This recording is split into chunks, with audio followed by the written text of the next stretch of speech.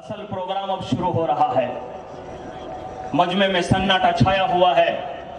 अब हमारे असल दो ही मेहमान जिनको सुनने के लिए गुजरात के कोने कोने से यहां तक के महाराष्ट्र से भी लोग तशरीफ लाए हैं। तो आइए हम एक ऐसे मेहमान को दावत देने जा रहे हैं जिसने खुल्लम खुल्ला ये बयान किया है कि मुल्क का असली दुश्मन कौन है, मुल्क को किससे खतरा है और दहशतगर्दी और आतंकवाद का असल जिम्मेदार कौन है। हमारा विश्वास है कि इनका ये मिशन सफल और कामयाब होगा। हम सब मिलकर ऐसे भारत का निर्माण करेंगे जिसमें धर्म और जात के नाम पर कोई जुल्म का शिकार नहीं होगा। इंसान दोस्ती और मोहब्बत इस मुल्क की पहचान होगी। अब हम बहुत अदब और सम्मान के साथ जनाब वामन विश्राम साहब से गुजारिश करते हैं कि वो आएं और इस सम्मेलन को संबोधित करें। मोहतरम वामन विश्राम साहब, मोहतरम वामन विश्राम साहब, भारतीय मुक्ति मोर्चा।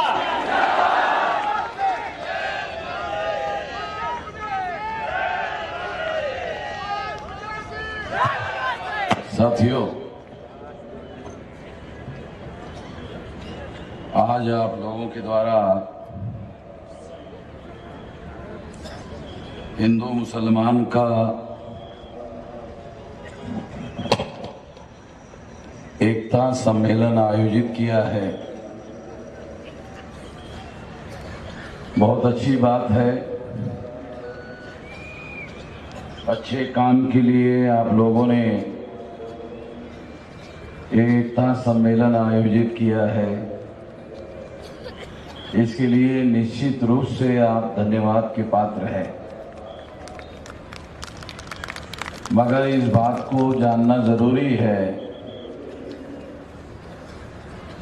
कि जिन लोगों की आप एकता स्थापित करना चाहते हैं, हिंदू और मुसलमान की, तो मुसलमानों के बारे में तो आप जानते हैं, मगर हिंदुओं के बारे में आप लोगों को तफसीली जानकारी रखना बहुत जरूरी है। क्योंकि स्लोगनों में एकता कायम करना और जमीनी स्तर पर एकता कायम करना दो अलग अलग बातें हैं। अगर हम लोग जमीनी स्तर पर एकता कायम करना चाहते हैं तो हम लोगों को कुछ बातें जानना बहुत जरूरी है, और इसलिए मैं कुछ बातें आप लोगों के सामने अर्ज करना चाहता हूं जिस पर आप लोगों को गंभीरता पूर्वक विचार करना जरूरी है। आप हिंदू मुसलमान की एकता स्थापित करना चाहते हैं तो सबसे पहले आपको जानना होगा हिंदू कौन है।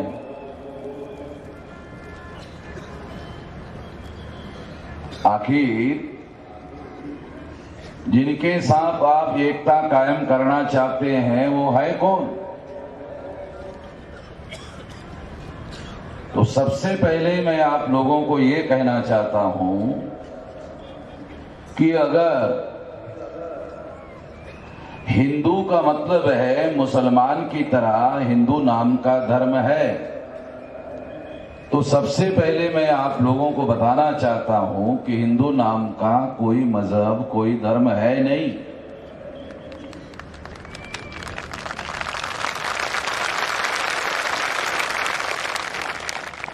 वेद में, श्रुति में, स्मृति में, पुराणों में, रामायण में, महाभारत में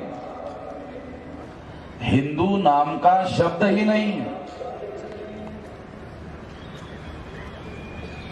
अगर हिंदू नाम का शब्द ही नहीं है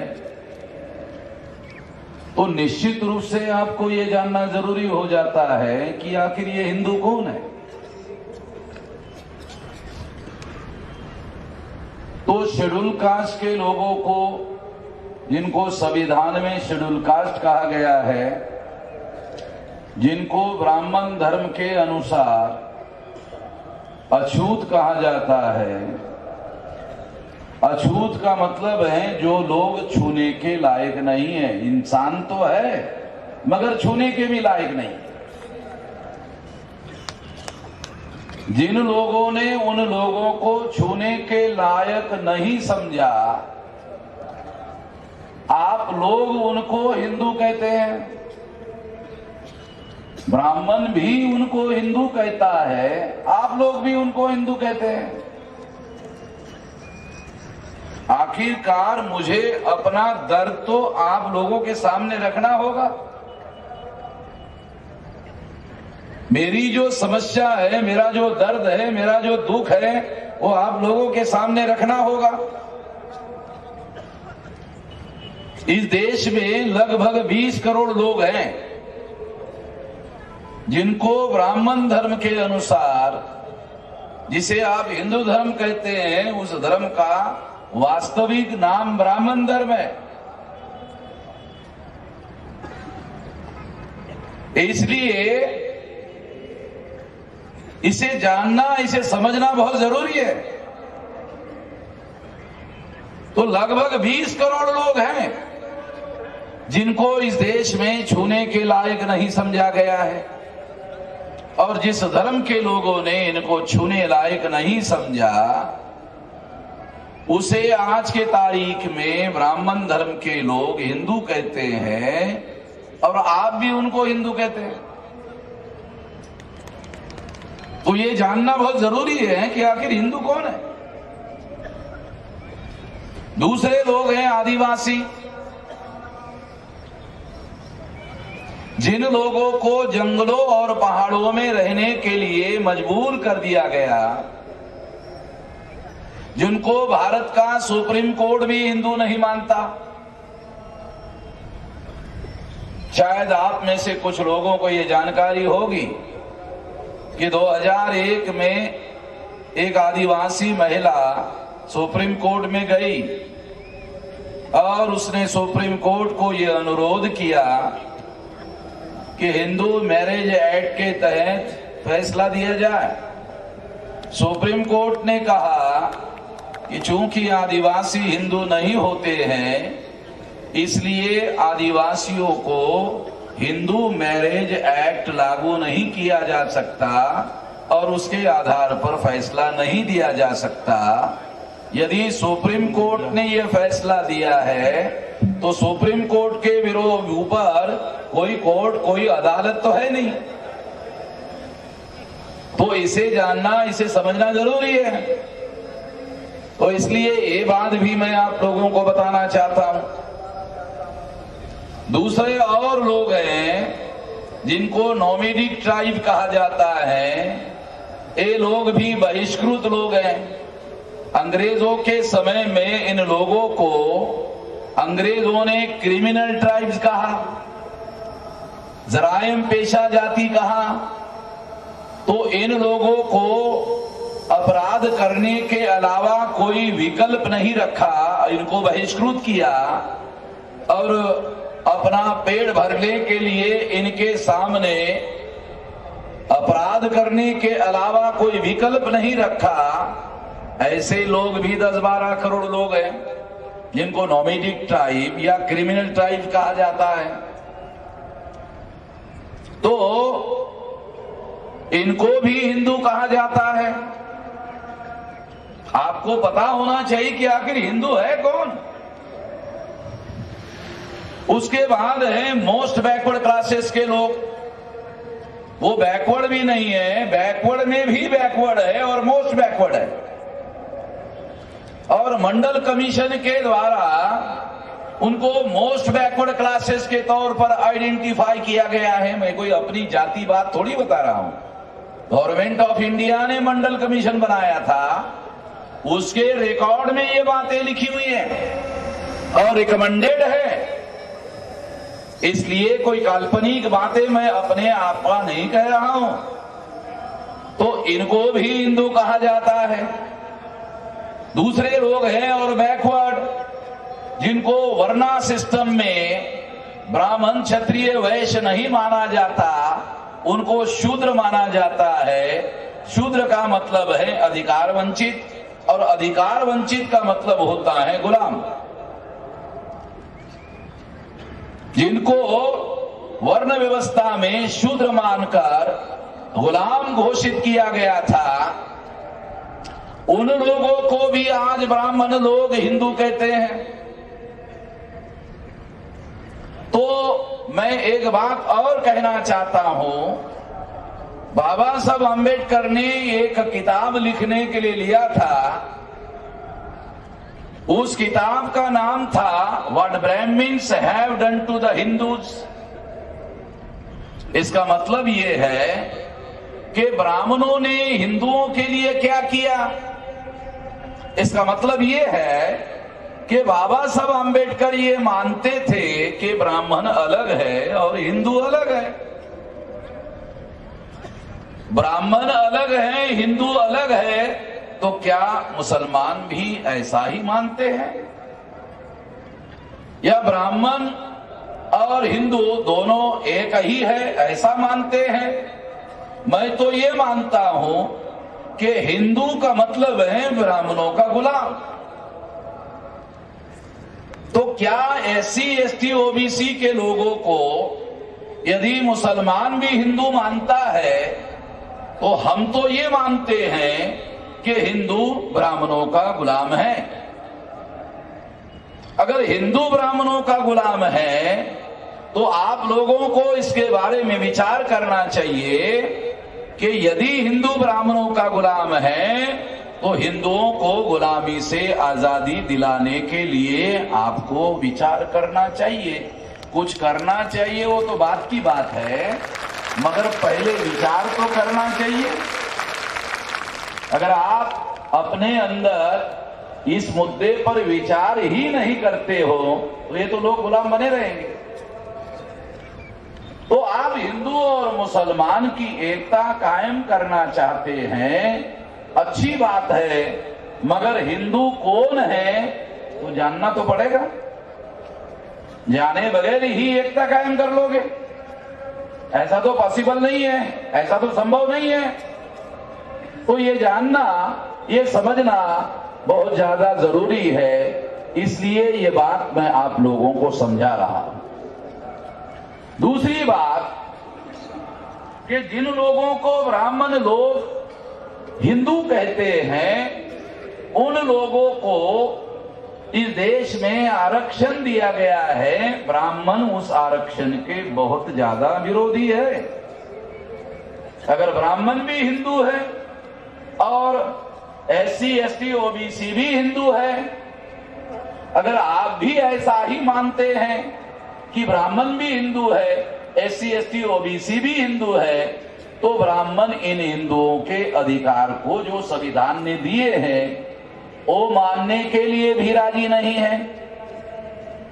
उनके वो अधिकार समाप्त करने के लिए कांग्रेस ने 90 में लिबरलाइजेशन, प्राइवेटाइजेशन और ग्लोबलाइजेशन का कार्यक्रम शुरू किया और सरकारी विभागों में इनके लिए आरक्षण था, प्राइवेटाइजेशन में समाप्त कर दिया। और उसी निर्णय पर, उसी पॉलिसी पर आज केंद्र की जो बीजेपी सरकार है वो भी अमल कर रही है। तो हमारे दृष्टि से कांग्रेस और बीजेपी और कांग्रेस ये तो चचेरे चचेरे, मौसेरे मौसेरे भाई भाई है। आप जो तालियां बजा रहे हैं इससे ऐसा लगता है कि शायद आपको मेरी बात कुछ समझ में आ रही है। तो मैं इस बात के लिए भी आप लोगों का धन्यवाद, शुक्रिया अदा करना चाहता हूं कि कुछ बातें आपको समझ में आ रही। वर्ल्ड बैंक के द्वारा एक अर्थशास्त्री भारत में भेजा गया था, उस अर्थशास्त्री का नाम था सेनगुप्ता। वो भारत में आया, वो बंगाल का था, वर्ल्ड बैंक में गया था। वर्ल्ड बैंक ने कई लाख करोड़ रुपया भारत सरकार को कर्जा दिया। तो वर्ल्ड बैंक ने उनको भेजा, जाओ ये जो कई लाख करोड़ रुपया कर्जा दिए उसको भारत के गरीबों का क्या फायदा हुआ, जरा इसका डाटा इकट्ठा करके हमें बताओ। सेनगुप्ता भारत आए भारत के प्लानिंग कमीशन के साथ उन्होंने मेल मिलाप किया और प्लानिंग कमीशन के साथ मेल मिलाप करने के बाद उन्होंने सारे देश भर में सर्वे किया और सर्वे करने के बाद उन्होंने एक डाटा तैयार किया। वो डाटा मैं आप लोगों को बताना चाहता हूं, इससे आपको पता चलेगा कि देश की परिस्थिति कितनी गंभीर है। उन्होंने डाटा में कहा 29 करोड़ लोगों का इनकम प्रति व्यक्ति प्रतिदिन 6 रुपया है। इसका मतलब है महीने का 180 रुपया उनका इनकम है एक आदमी का। दूसरा स्लैब तैयार किया और बताया 26 करोड़ लोगों का इनकम प्रति व्यक्ति प्रतिदिन 11 रुपया है, महीने का 330 रुपया है। ये तो 26 करोड़ लोग हो गए। उसके बाद तीसरा स्लैब बनाया और कहा कि 28 करोड़ लोगों का इनकम प्रति व्यक्ति प्रतिदिन केवल 20 रुपया है, महीने का 600 रुपया है। इस सारे लोगों को मिलाकर आंकड़ा बनता है 83 करोड़। अब ये आंकड़ा 100 करोड़ हो गया होगा, क्योंकि ये बात 2003-4 की है और ये आंकड़ा अभी 100 करोड़ के लगभग पहुंच गया होगा। तो 100 करोड़ लोगों का इनकम मिनिमम प्रति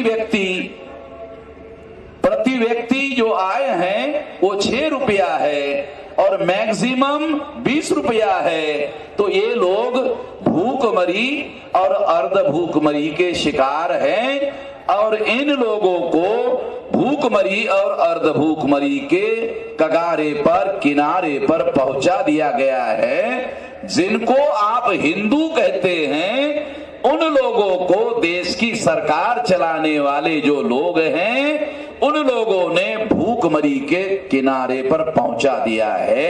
ये लोग अपने आप नहीं पहुंचे, ये लोगों को भूखमरी के षड्यंत्र में धकेल दिया गया है। अगर ये हिंदू होते और सरकार भी हिंदुओं की और हिंदुओं को ही भूखमरी के कगार पर पहुंचा दिया, ऐसा तो नहीं होता।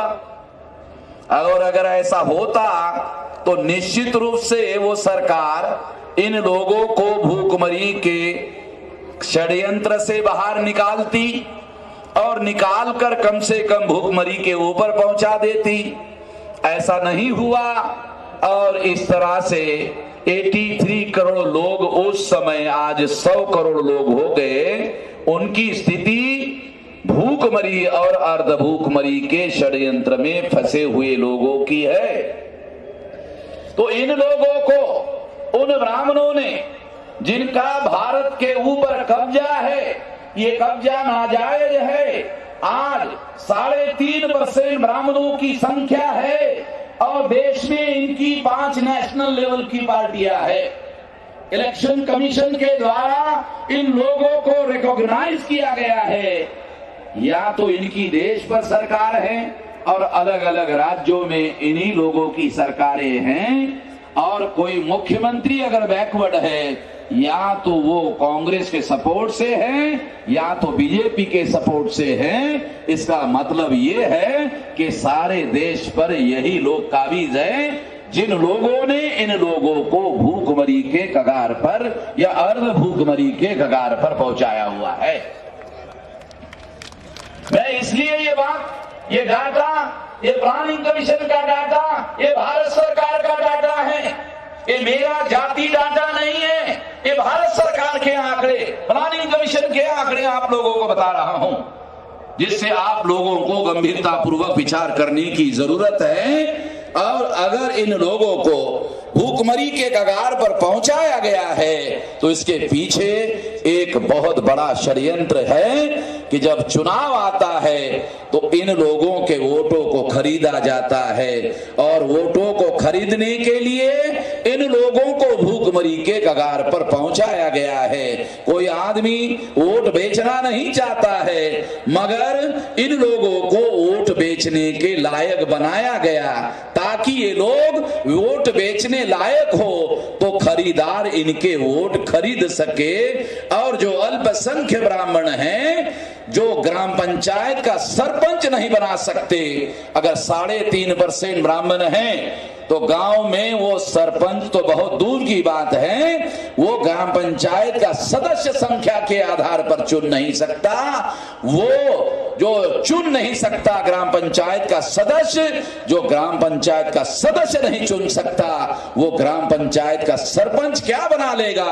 जो ग्राम पंचायत का सरपंच नहीं बना सकता, वो देश की पंचायत का प्रधानमंत्री बना रहे हैं। ये षड्यंत्र हम लोगों को समझना होगा।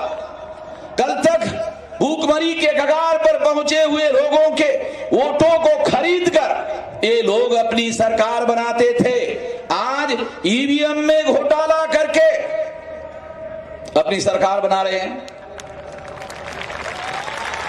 शायद भारत में मैं पहला आदमी हूं जिसके पास ईवीएम के घोटाले के दस्तावेजी सबूत है। किसी के पास दस्तावेजी सबूत नहीं है, मेरे पास है। और मैंने इसे सुप्रीम कोर्ट में भी दिया है। सुप्रीम कोर्ट में भी मैंने केस दायर किया और 24 अप्रैल 2017 को सुप्रीम कोर्ट ने मेरे फेवर में फैसला दिया कि अकेले ईवीएम के आधार पर फ्री फेयर एंड ट्रांसपेरेंट चुनाव नहीं हो सकता। फ्री यानी मुक्त, फेयर यानी निष्पक्ष, ट्रांसपेरेंट यानी पारदर्शी चुनाव नहीं हो सकता। ये स्वयं सुप्रीम कोर्ट कहता है। और फ्री फेयर एंड ट्रांसपेरेंट चुनाव संपन्न कराने के लिए ईवीएम मशीन को पेपर ट्रेल मशीन लगानी होगी। ये निर्णय सुप्रीम कोर्ट ने 8 अक्टूबर 2013 को दिया था। मगर 2014 के चुनाव में चुनाव आयोग ने फ्री फेयर एंड ट्रांसपेरेंट चुनाव संपन्न कराने के लिए पेपर ट्रेल मशीन नहीं लगाई। हमने चुनाव आयोग को लेटर लिखकर पूछा क्यों नहीं लगाई, तो उन्होंने कहा लगाई। हमने पूछा कितनी जगह लगाई, तो कहा नागालैंड और मिजोरम में लगाई। और कितनी जगह लगाई, तो उन्होंने हमें डाटा लिख कर दिया और कहा जो डाटा लिख कर दिया उसका परसेंटेज था 0.33। ये 0.33 का आंकड़ा आधा % भी नहीं होता है। ये डाटा मैंने सुप्रीम कोर्ट में लिख कर दिया। मेरे पास डॉक्यूमेंट्री एविडेंस है, उसके आधार पर बोल रहा हूं। और इस तरह से 2014 के चुनाव में भारतीय जनता पार्टी को 31% वोट पड़े। हमने चुनाव आयोग के इतने फैसले, इतने पहले के जो भी दस्तावेजी प्रमाण हैं, डॉक्यूमेंट्री एविडेंस है, डाटा है, उसको छानबीन करने के बाद इस नतीजे पर पहुंचे कि 31% वोटों पर आज तक किसी भी राजनीतिक पार्टी को सिंपल मेजॉरिटी नहीं मिली। 272 सीटें नहीं मिली। मगर 2014 को भारतीय जनता पार्टी को 272 तो छोड़ो, 283 सीटें मिली, 11 सीटें ज्यादा मिली। मगर 31% वोटों पर किसी भी राजनीतिक पार्टी को 2014 के पहले सिंपल मेजॉरिटी एंड 272 सीटें नहीं मिली। तो 31% वोटों पर 2014 में 283 सीटें कैसे मिली? बहुत बड़े पैमाने पर आशंका की बात है। दूसरी एक अहम बात मैं आप लोगों को बताना चाहता हूं। मुसलमानों को खास तौर पर यह जानना बहुत जरूरी है। मेरी ये मान्यता है कि आज तक केंद्र में कोई भी सरकार मुसलमानों के सपोर्ट के बगैर नहीं बनी। पहली बार मुसलमानों ने 77 में जब कांग्रेस का साथ छोड़ा तो कांग्रेस की सरकार गिर गई और 77 में जनता पार्टी की सरकार आई। मैं कोई काल्पनिक बातें आपको नहीं बता रहा हूं, मैं मेरे पास जो दस्तावेजी सबूत है उसके आधार पर बता रहा हूं, जो एविडेंस है हिस्टोरिकल। 77 में मुसलमानों ने कांग्रेस के विरोध में वोट दिया, कांग्रेस चुनाव हार गए। मुसलमानों ने जनता पार्टी को वोट दिया, जनता पार्टी की सेंट्रल में सरकार आई। ये इस बात का सबूत है कि मुसलमानों के सपोर्ट के बगैर दिल्ली में कोई भी सरकार नहीं आ सकती। और अगर नहीं आ सकती तो 2014 में कैसे आई? ईवीएम में घोटाले के बगैर सरकार नहीं आ सकती, आ गई। साथियों, इसे जानना, इसे समझना बहुत जरूरी है। 2004, 2009 इन चुनावों में कांग्रेस ने ईवीएम में घोटाला करके चुनाव जीता। ये आरोप डॉक्टर सुब्रमण्यम स्वामी ने सुप्रीम कोर्ट में दस्तावेजी सबूतों के आधार पर सुप्रीम कोर्ट में किया और सुप्रीम कोर्ट ने नोटिस इश्यू किया 2013 को। और कांग्रेस को जब नोटिस इश्यू हुआ तो कांग्रेस में हड़कंप मच गया और इसका जवाब देने के लिए सुप्रीम कोर्ट ने नोटिस इश्यू किया। और जब जवाब नहीं हुआ तो इन लोगों ने, कांग्रेस के लोगों ने, ये बात अहम है कि ये बात जानकारी के तौर पर मैं आपको बता रहा हूं कि उन्होंने, क्योंकि ये केस लेकर जाने वाले जो लोग थे, उन्होंने प्लान बनाया कि अगर ये खतरनाक षड्यंत्र एक्सपोज हो गया तो सारे देश भर में बहुत बड़ा खतरा कांग्रेस के लिए पैदा हो जाएगा। इसलिए कांग्रेस ने ये प्लान बनाया कि आडवाणी को कैसे रोका जाए, ईवीएम के विरोध में अभियान चलाने के लिए, रथ यात्रा निकालने के लिए कैसे रोका जाए। क्या अरुण कुमार जेटली आडवाणी को रोक लेगा?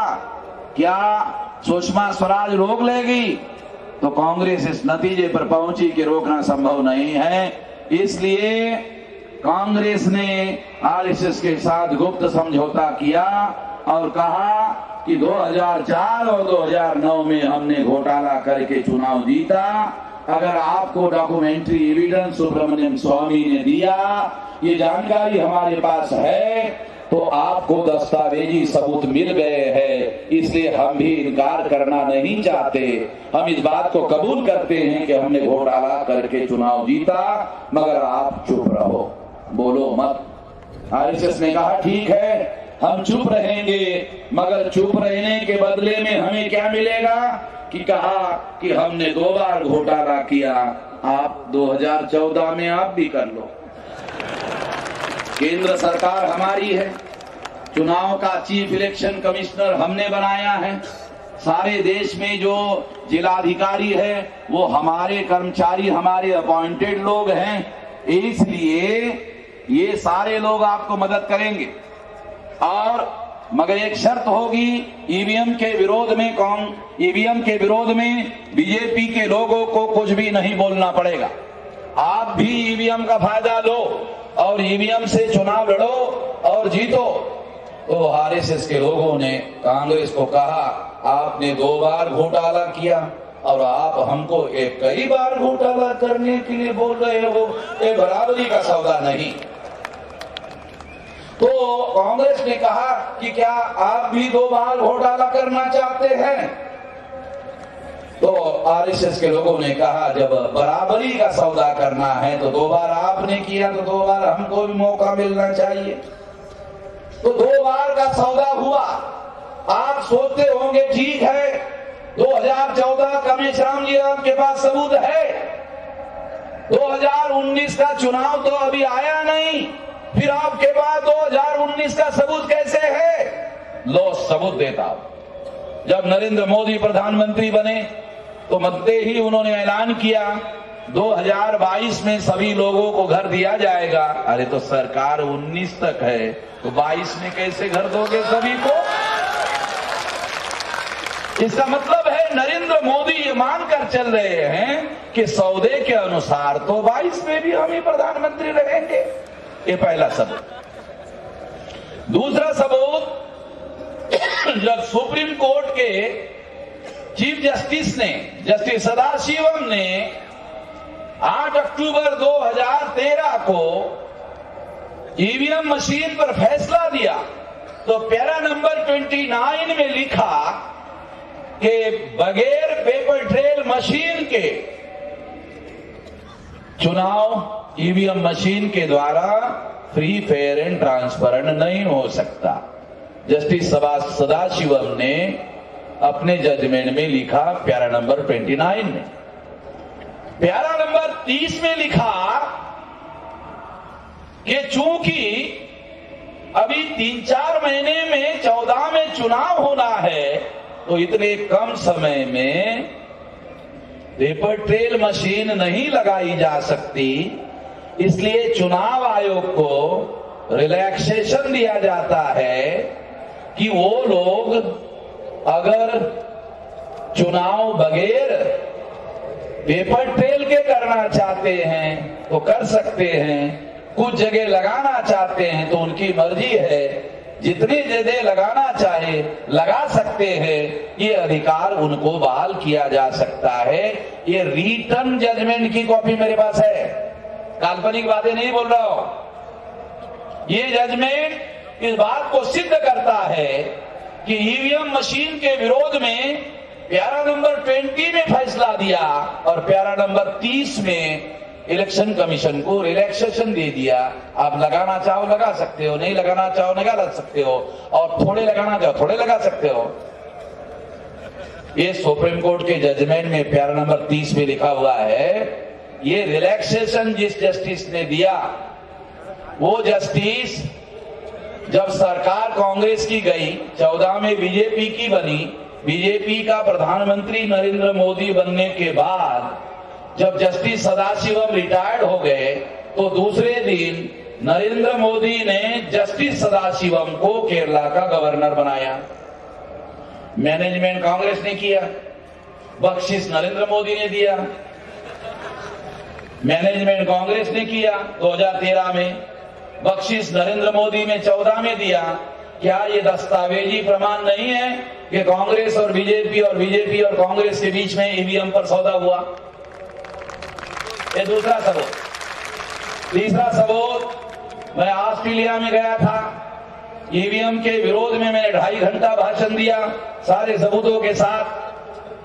तो अहमदाबाद का एक रिटायर्ड हेडमास्टर अपने बेटे को मिलने के लिए ऑस्ट्रेलिया आया था, मेलबोर्न की बात है।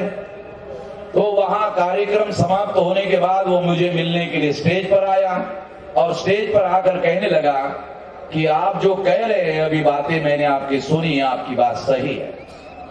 हेडमास्टर रिटायर्ड ने मुझे कहा, तो मैंने उनको कहा कि मास्टर जी, मैंने तो सबूत के साथ कहा कि इसमें घोटाला होता है, आप किस आधार पर कह रहे हैं कि मैं जो कह रहा हूं वो सही है? मैं कह रहा हूं वो सही है, वो तो मेरे पास सबूत है, मगर आप किस आधार पर कह रहे हैं कि मैं जो कह रहा हूं सबूत है, सही है? कहा कि मेरे पास भी एक सबूत है। तो मैंने पूछा क्या सबूत है? कहा कि जिस स्कूल में मैं हेडमास्टर रिटायर्ड हुआ, उस स्कूल के बच्चों ने नरेंद्र मोदी को प्रधानमंत्री बनने के बाद अपने स्कूल में बोलने के लिए बुलाया, तो वहां आया और आने के बाद भाषण दिया। भाषण देने के बाद नरेंद्र मोदी ने बच्चों को पूछा, बच्चों आपको कोई सवाल पूछना है तो पूछो। एक बच्चा खड़ा हो गया, उसने पूछा नरेंद्र मोदी को कि मोदी जी, आप प्रधानमंत्री बने हैं, मैं भी प्रधानमंत्री बनना चाहता हूं, कैसे बनूंगा बताइए। नरेंद्र मोदी ने बच्चे को जवाब दिया, 2024 तक मैं ही रहने वाला हूं, आगे के बारे में सोचो। ये बात उस हेडमास्टर ने मुझे ऑस्ट्रेलिया में बताई। मैंने उसको कहा कि आप उस कार्यक्रम में उपस्थित थे? कहा रिटायर्ड हेडमास्टर होने की वजह से मुझे इनवाइट किया गया था, इसलिए मैं वहां हाजिर था। मैं खुद इस बात का गवाह हूं, मैंने अपने कानों से ये जवाब सुना। तो मैं आप लोगों को ये 3 सबूत पेश कर रहा हूं। इन सबूत के आधार पर यह प्रमाणित होता है कि 2019 के चुनाव के लिए भी सौदा हुआ है।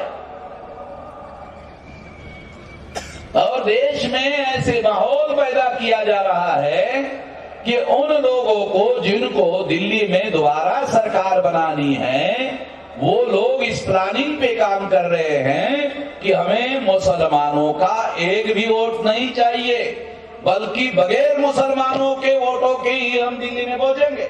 इस तरह का काम करने में लगे हुए हैं। जैसे मैंने आपको पहले कहा कि बगैर मुसलमानों के समर्थन से आज तक दिल्ली में कोई भी सेंट्रल गवर्नमेंट नहीं बनी, ना बन सकती है।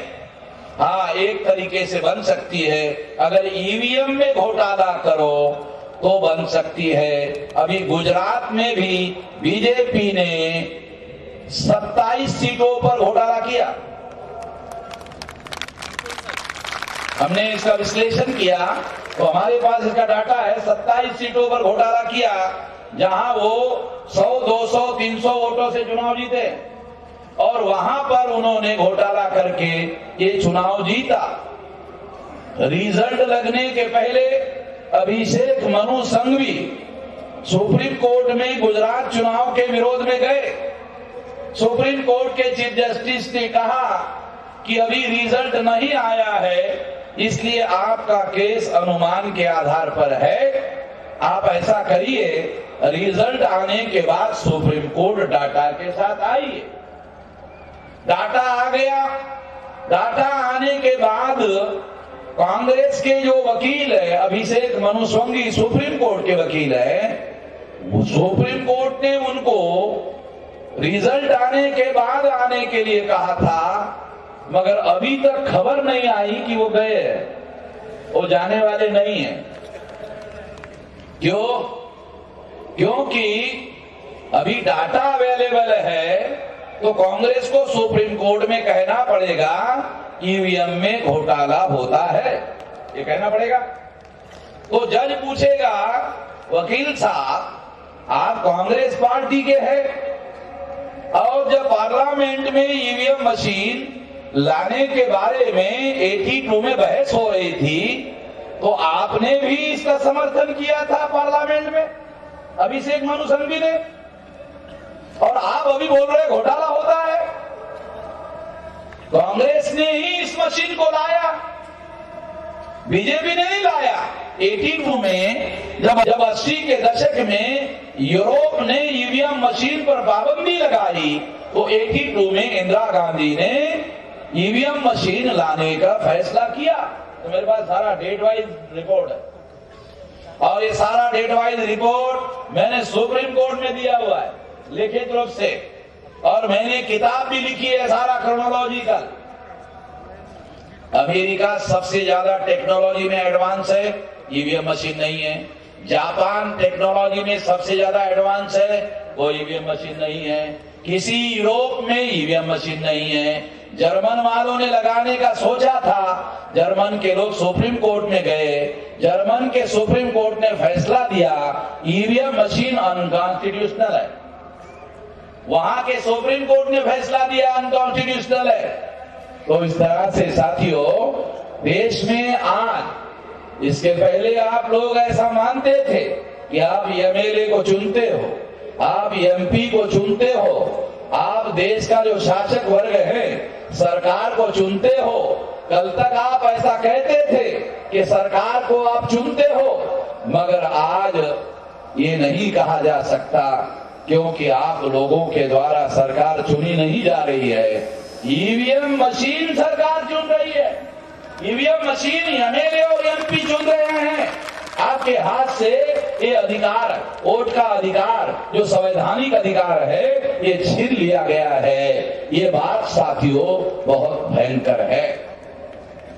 आप लोग सुनकर हैरान हो जाओगे कि मैंने सुप्रीम कोर्ट में जब ये केस दायर किया, तो रजिस्ट्रार जो सुप्रीम कोर्ट का है, चीफ जस्टिस ऑफ इंडिया ने 3 बार ऑर्डर देने के बाद मेरी केस उन्होंने हियरिंग के लिए ली। आप सुनकर हैरान हो जाओगे कि जिस वकील को मैंने केस लड़ने के लिए लगाया था, जब मैंने इंक्वायरी की कि मेरी केस हियरिंग को क्यों नहीं आई, तो मैंने हैदराबाद के हमारे आदमी को सुप्रीम कोर्ट भेजा, तो रजिस्ट्रार ने बताया आपके वकील ने तो आपकी केस विड्रॉ कर दी। अरे मेरी केस और मेरे पूछे बगैर ही विड्रॉ कर दी, हैरान करने वाली बात है। सुप्रीम कोर्ट के रजिस्ट्रार ने हमें बताया कि आपके वकील ने आपकी केस विड्रॉ कर दी। मेरे केस का जो जूनियर लॉयर था, तो मैंने प्लान बनाया कि अब जो सीनियर लॉयर है उसको अगर मैसेज देना है, तो मैंने प्लान बनाया कि जूनियर लॉयर को मैंने एसएमएस किया और लिखा कि सीनियर लॉयर ने मेरी केस विड्रॉ कर दी है, ये मुझे पता चला। मेरे पूछे बगैर विड्रॉ कर दी, ये मुझे पता चला। और मेरे सीनियर लॉयर ने मेरे साथ विश्वासघात किया, और ये विश्वासघात जो है ये क्रिमिनल ऑफेंस है। इसलिए इंडियन पीनल कोड के तहत मैं वकील के खिलाफ क्रिमिनल केस दायर करने जा रहा हूं। तो मैं पहले से जानता था कि जब मैं जूनियर लॉयर को ये बताऊंगा एसएमएस, तो ये एसएमएस सीनियर लॉयर को फॉरवर्ड हो जाएगा। ऐसे हुआ, जूनियर लॉयर ने सीनियर लॉयर को फॉरवर्ड किया। सीनियर लॉयर ने जूनियर लॉयर को पूछा कि वामन मेश्राम कौन है? कहा कि बहुत खतरनाक आदमी है। कि कैसे? तो वकील ने कहा कि वो तो ये भी कह रहे हैं कि बार काउंसिल में आपके खिलाफ कंप्लेंट करने वाले हैं, और आप भविष्य में वकालत कैसे करते हैं मैं देखता हूं। आपका सर्टिफिकेट, आपकी सनद ही रद्द करवाता हूं, क्योंकि आपने हमारे साथ विश्वासघात किया। जैसे ही जूनियर लॉयर ने सीनियर लॉयर को बताया, सीनियर लॉयर ने कहा अरे जल्दी से जल्दी उसको रोको कि वो बार काउंसिल में कोई मेरे खिलाफ में एप्लीकेशन ना करे, जल्दी रोको, मैं दोबारा रजिस्टर करता हूं। वकील ने मुझे पूछा कि वो दोबारा रजिस्टर करने की बात कह रहे हैं, क्या करे? मैंने जोखिम उठाया और सीनियर लॉयर को कहा ठीक है दोबारा रजिस्टर करो। उसने दोबारा रजिस्टर किया। दोबारा रजिस्टर करते ही मुझे समझ में आया कि मेरे सीनियर लॉयर ने अपने आप केस विड्रॉ नहीं किया था। मेरी केस भारत सरकार के खिलाफ थी, मेरी केस चुनाव कमीशन के खिलाफ थी। दोनों ने उस पर दबाव डाला होगा, इसीलिए उसने विड्रॉ किया होगा। जब मैंने उसको जेल में डालने की धमकी दी और केस डालने की बात की, तब उसको लगा कि मुझे अपना बचाव पहले करना चाहिए, बाद में भारत सरकार का बचाव करना चाहिए, इसलिए उसने दोबारा रजिस्टर की। तो इस तरह से मुझे जानकारी मिली, और दोबारा केस जब रजिस्टर हुई तो भी रजिस्ट्रार ने 3 बार चीफ जस्टिस ने ऑर्डर देने के बाद ही हियरिंग के लिए केस लगाई। हैरान करने वाली बात मैं आप लोगों को बता रहा हूं कि हमारे देश का जो जुडिशियल सिस्टम है, वो जुडिशियल सिस्टम किस तरह से काम कर रहा है, इसके लिए मैं सबूत के तौर पर ये बात आपको बता रहा हूं और ऐलानिया बता रहा हूं।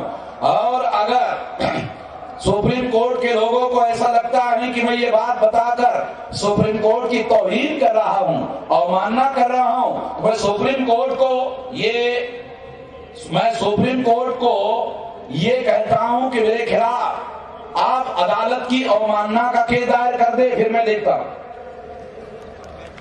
मेरे खिलाफ सुप्रीम कोर्ट के द्वारा मेरे खिलाफ कंटेम्प्ट ऑफ कोर्ट की केस दायर करे, तो फिर मैं देखता हूं,